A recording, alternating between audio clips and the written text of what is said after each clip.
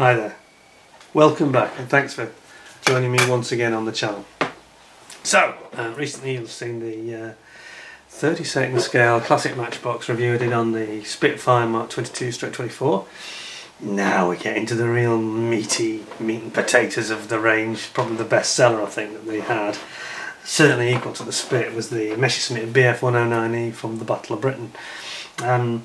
This was quite a logical choice for them to go with this. I was a bit perplexed at the time why the Spitfire, why they went for this post-war Spitfire, but anyway, perhaps they didn't want to clash with the Airfix 24th scale, and they knew that the 109E on the Spitfire from Airfix in the big scale was a bit rubbish. Anyway, you'll like this one if you're looking for a 109E in a big scale. Now bear in mind, as we've said before, because of the nature of Matchbox, they tended to, even though it's a bigger scale, you don't get a huge amount more in terms of detail or functionality or moving control surfaces, multimedia parts. You know, it's just an upscaled big version of a 109E, you know, from the bigger version of the 72nd scale kit really.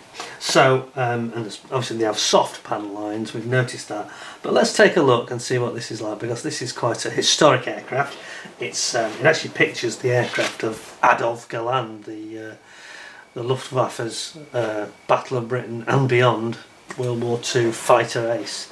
If you look very closely, it's got the little Mickey Mouse emblem, which was his sort of logo insignia, and quite a famous aircraft. Now, one thing that we need to talk about, the elephant in the room, is that we've got the Nazi swastika on here, and for my money, we don't need to debate the evils of the Nazi Empire. We all know how bad that was.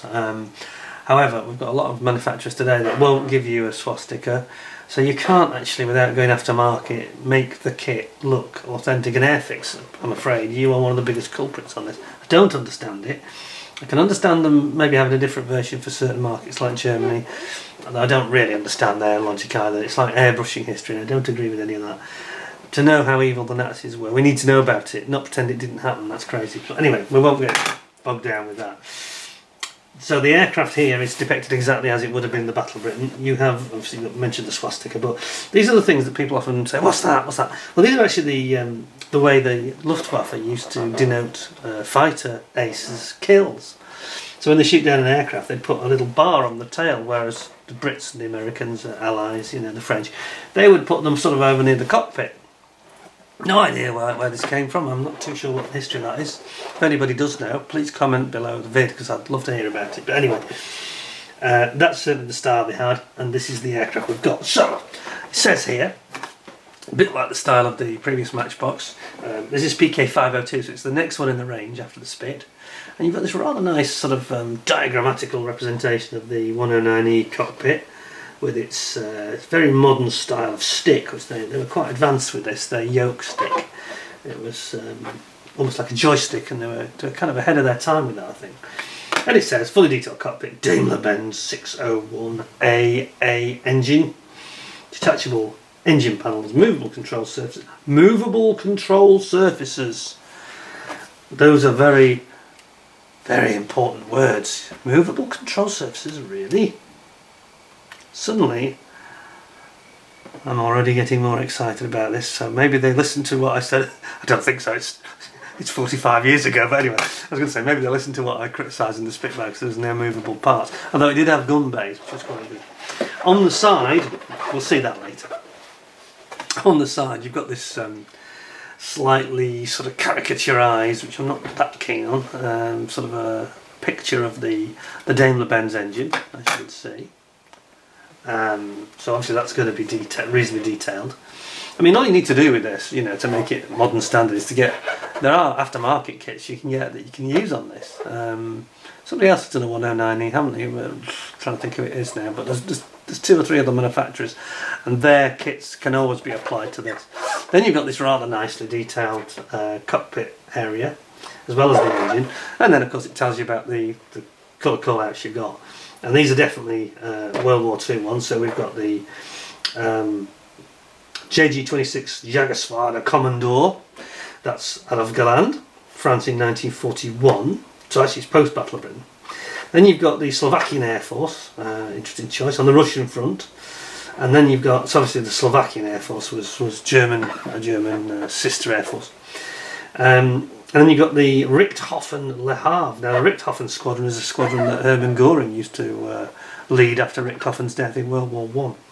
So this definitely is 1940, the Battle of Britain. So this bottom one is your choice of the Battle of Britain, and the top one is for just after the Battle of Britain. Round on the side, as usual, we've got showing you what it looks like if you decide not to paint it, saying no painting is necessary for younger modellers.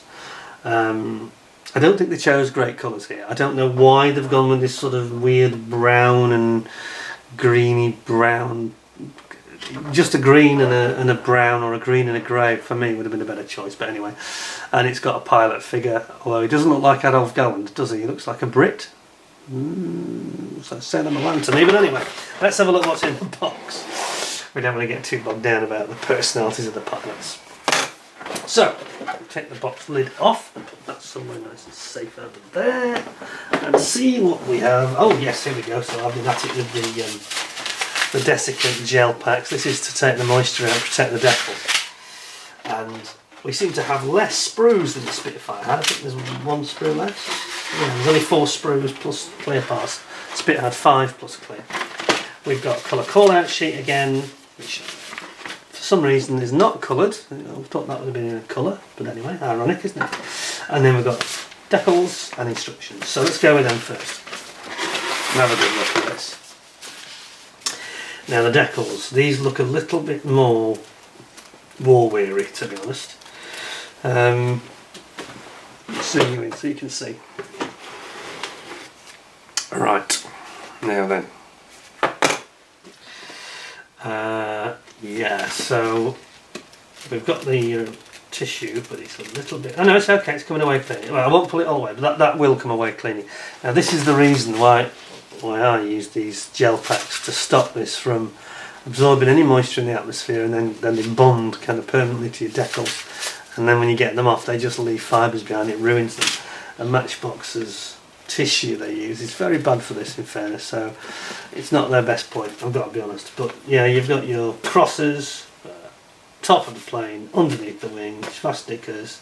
Here you've got your squadron markings, including, here we've got Adolf Galland's markings with his Mickey Mouse and his many bars on his tail. You don't want to meet this guy. You know, if you're flying around the Spitfire, you don't want to come up against him in 1941, because you're in trouble basically. And then you've got these Czechoslovakian ones, and you've got the Battle of Britain option, which has got the stinging. It looks like it's a mosquito type of a bit of an insect here. And he's got the Richthofen, the R of Richthofen's signature from his squadron there. Well, actually, they're in better condition than I thought they were, so that's okay. And then we've got your colour call-out sheet, which we'll zoom out for. There we go. Now, again, nicely printed. Pity about the lack of colour, but anyway. Yeah, there we go. Maximum range 410 miles. Sounds a lot, doesn't it? I thought it was less, but anyway. On the back we have got the Richthofen option. So it shows what they do here. They show the colour plan markings, and they show the stencil data as well. And there's quite a few stencils on this plane actually. It's a bit more than on that Spit we saw. Well, certain versions of the Spit had more stencils than others for some reason. Then we've got Adolf Galland's aircraft. Here it is. So, yeah, Geschwader Commodore JG Jagerschwader 26. 1941, Adolf Galland, and again, not quite the same. The actual call-outs are the same, mostly the same. One or two slight, subtle differences, and then you've got this Slovakian Russian sector aircraft at the bottom. And then we get up inside. This is where we get the sort of colour plan for the small parts. So all your engine detail tells you how to colour them up. Details about things like wires, connectors, showing individual painting guides. Front of the engine, the cylinder head, supercharger, cooling system here, prop blades and the prop boss, the back plate, and you've got your cooling pipes for the engine here, and you've got your engine braces there, some instrumentation over here. Bring in a bit more, there we go. Then you've got the seat and the armour plate that protects the pilot, something that the Luftwaffe were very good at it compared to the RAF, but I don't think it was that thick. That was the problem they had. It was a good design, but I'm not sure there was enough of it. And you've got your typical Luftwaffe, fairly comfortable looking seat, control stick, pedals, oxygen supply. Then we've got the pilot. We'll see what he looks like when we get him out. And then you've got various, it's quite good actually, they're showing you all the controls within the cockpit here and how they should be coloured. And then the cockpit itself, including the instrumentation here. Exhausts, these are not pre-moulded onto the engine like they were on the Spit, this is all separate. Cannons, some nice separate cannons. And yes, you can see from that we have in fact got, you know, we were expecting the same as the Spitfire, but we have got ailerons that are movable control surfaces, that's great. And then we've got the cannons, and one's a machine gun, one's a cannon, and then you've got your, then we've got your wheel legs, earlier legs, and the wheel covers, wheels themselves and tyres, and then we've got the panels that cover up the engine and the cannons.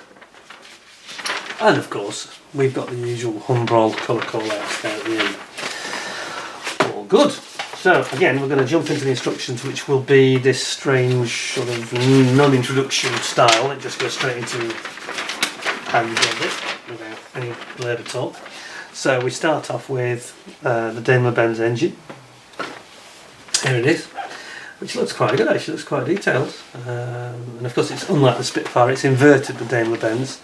This is how they got the slim shape, by putting it in upside down. Whereas the Spitfire, it's wide part at the top. And here you've got your cams and cylinder heads at the bottom. But of course when you're supercharging, none of that matters because you don't have the problem with the carburetors, fuel injected, sorry, and supercharged. So they didn't have any issues with that at all. One of the advantages that the aircraft did have over the Spit in the Battle of Britain. Then we've got our pilot, Adolf Galland or whoever, going in here, and you can see there is quite a lot of detail here actually. Unlike the Spit, there's a bit more. You've got side details here with controls at the side of the pilot seat. You've got your stick, pedals, cannons and cannon feeders that go in front, of course, of the pilot. Then you get your instrumentation and the vertical stabiliser, that rudder, I should say, the rudder going together, and then the horizontal stabilisers there. Then we're going to bring it all together, so we're going to put our instrumentation in. So you build up like a little unit, if you like. It's like a unitary construction. You build like a monocoque cockpit interior plus the cannon system on the front of it. Then you bring it together and bring in your fuselage sides. This looks quite nice. I think this looks nice the way it appears to be going together, a bit more modern than the Spit did, which just looked like a 72nd scale kit to me. Then you've got your vertical stabilisers with the braces going in. Interesting point that I thought all 109s had this, but of course they dropped these braces after about mid-late 1941 because they strengthened the base up where it went into the actual fuselage. They strengthened this area and the mounting points were much stronger, so they didn't need these braces anymore and they dropped them, but they were very much in use in the first couple of years of the war. And then over here we've got a couple of parts that are going to help you locate the wings when they come in, which will be very soon because we then go into section 11 and then we'll be building these wings up, putting your cannons in on the wing and the feeder belts, drums I should say, and then we've got the radiators going underneath, and lo and behold we have some movable control surfaces in the shape of ailerons. Then we've got building up our undercarriage, which is, again, it's nice because you've got separate wheel and tyre assembly, so this is a bit more modern, this kit, in the way that it's been conceptualised compared to the Spit, which, as I said, just looked like a 72nd scale kit that had been made bigger. Even, you know, this detail where you've got the front and back of the boss, much more like a Tamiya, say, from today. Then you're bringing in your canopy and your wings and the plate that goes underneath, so you avoid any seams where the wings join.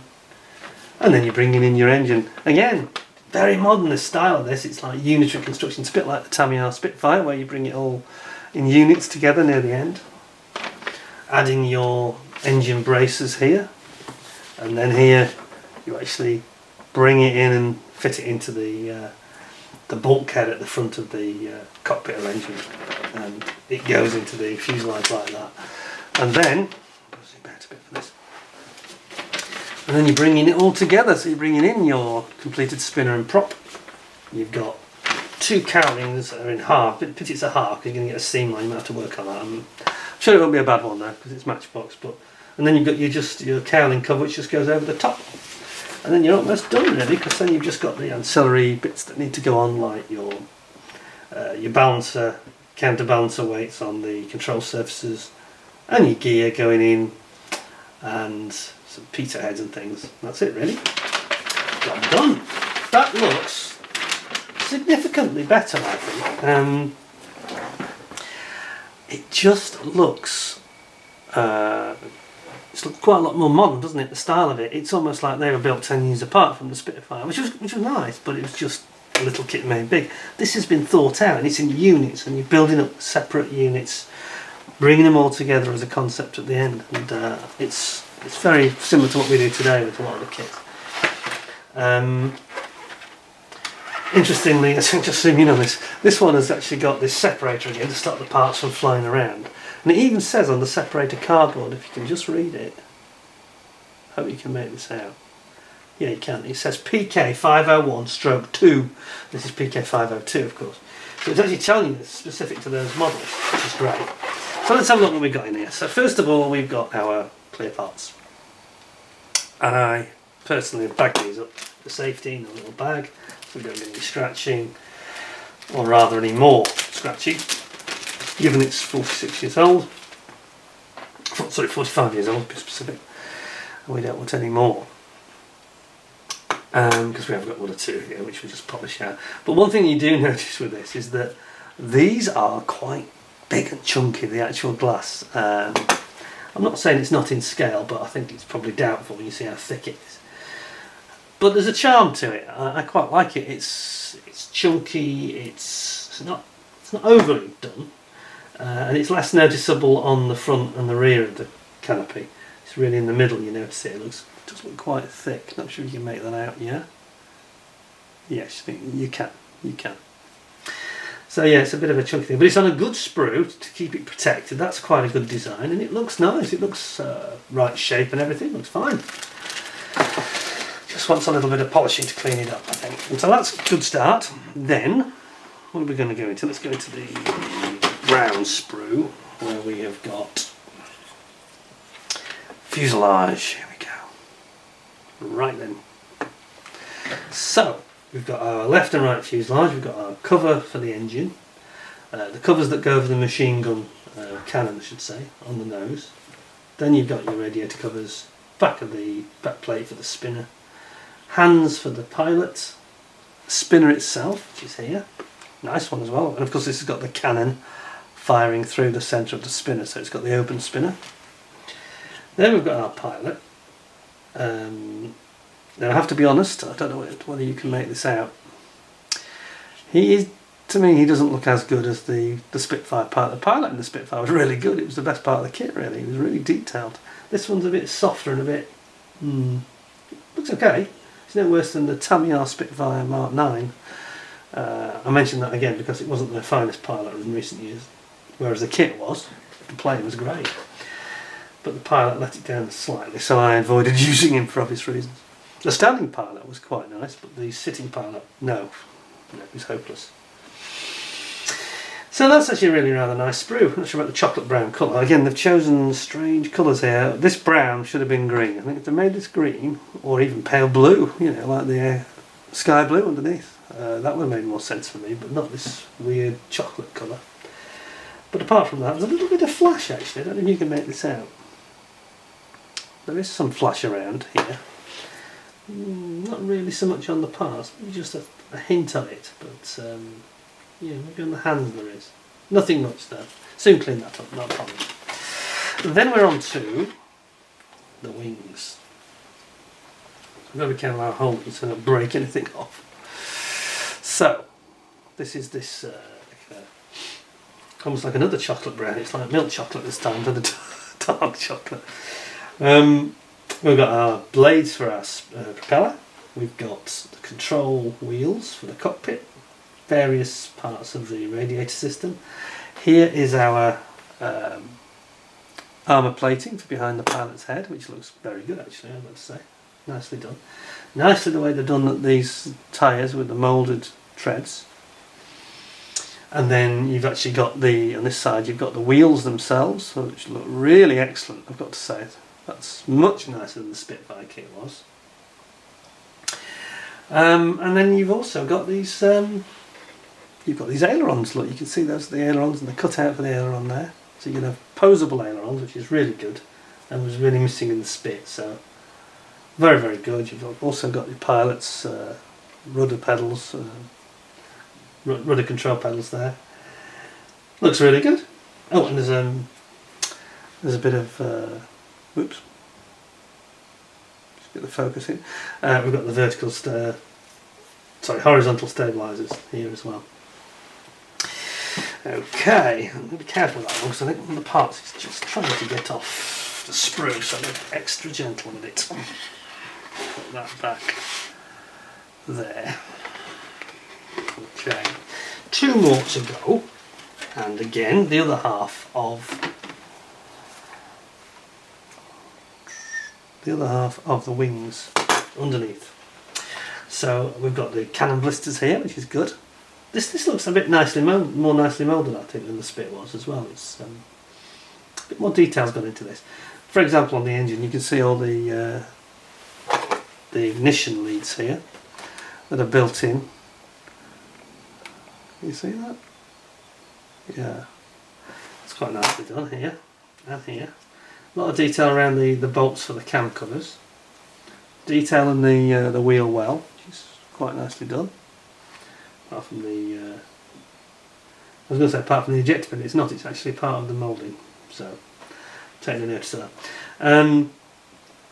Yep, here's some of these parts that we were talking about, where they recommend how you paint them, like high tension leads and things. They need to be painted.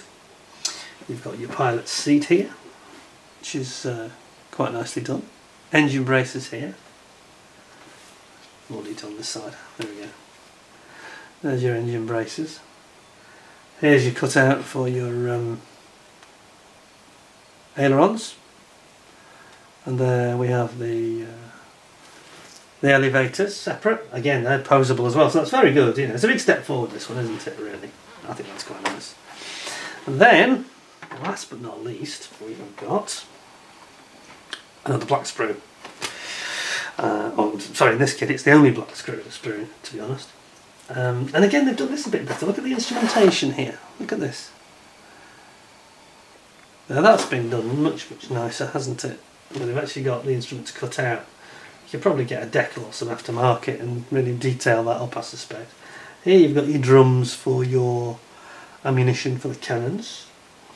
And then you've got lots of things like the cannons in here. You've got these are the cannons for the front of the cowling, I think, and you've got the ones on the wings here. Here's your cooling system piping here. There's the very top, it should be the bottom of the engine, the sump actually there. And then you've got your front of your engine here, and your spinner, the boss for the spinner, for the propellers I should say, fits onto the spinner. You've got these very subtle, perhaps a bit underdone actually, these exhausts are a bit softly moulded. Slightly disappointed in those, if I'm honest. And then you've got your cowling that goes under the chin here. And then you've got various parts that go in the sides of the cockpit here. And of course, not forgetting, very important in the Battle of Britain, which will be the pilot's parachute, which he sits on here. Oh yeah, you get superchargers, I missed those, superchargers here. That's about it really, so there we go. I like this one. I've got to be honest, I gave the Spitfire quite a generous 9 out of 10. I think this deserves more, actually. Bearing in mind what it is, it's 1976, yeah, it's soft moulding, but it's free of flash. I think there's one part with a little bit of flash on, but it's flash free. It's not really going to, oops, sorry, I'm just going to lean down to that so you can see it. It's not going to challenge you to build it, but it's a more, I think it's a more enjoyable build. There's more detail, there's more functionality. You've got some multimedia element to it in that you've at least got movable control surfaces, so your rudder and your elevators and your ailerons are going to move in whatever position, excuse me, you want to position them in. Much more to it than the Spitfire, which was just a 72nd scale, been through the zapper, enlarged. This has actually been redesigned and it's really nice. I like that a lot, actually. I built this kit, I think, twice, and I remember I really enjoyed it. I really enjoyed the build. So if you can get one of these, now, what were they? They were about £3.75, £4 I think when I first got it, thereabouts. Was it £3.50? Thereabouts, mid £3 anyway. Now, 10 times that, yeah. I think I paid £38 for this. But it's a very nice example. The box is actually in very good condition. That's your biggest challenge. A lot of the boxes are absolutely hammered. Anyway, there we go. I would highly recommend it. I'd give that 9.5 out of 10. For its age and everything else, 9.5 out of 10. That's a real result. Lovely kit, and it's almost too good to build. I don't think I'm going to build it, I've got to be honest. Or will I? I have 2 of them. So I might just. The other one's not quite as good on the Sprue, as bits have come off. So I might build that, you know, because it would go with my Spitfire very nicely, wouldn't it? Anyway, hope you enjoyed the show, found the review interesting. If you did, please give us a thumbs up and give us a like. And if you haven't done already, please subscribe to the channel, because we seem to have had a big growth in people that have enjoyed these Matchbox kit reviews. And I have to be honest, I think that's the last one now. I'm struggling to think of any others I haven't covered that I've got. So I hope you enjoyed them. Please subscribe to the channel. There's other models that I get involved with, and you'll see I recently completed the Tamiya Spitfire, and I did a post-review build, which is, yeah, that was quite interesting. There were some issues, not major ones, but yeah, it wasn't quite as straightforward as I expected. But ding the notification bell to make sure that you get notified of any more that I make in the near future. And I just say thanks very much for joining me. Hope you enjoyed it. Hope you all stay well, and until next time, thanks a lot and bye for now.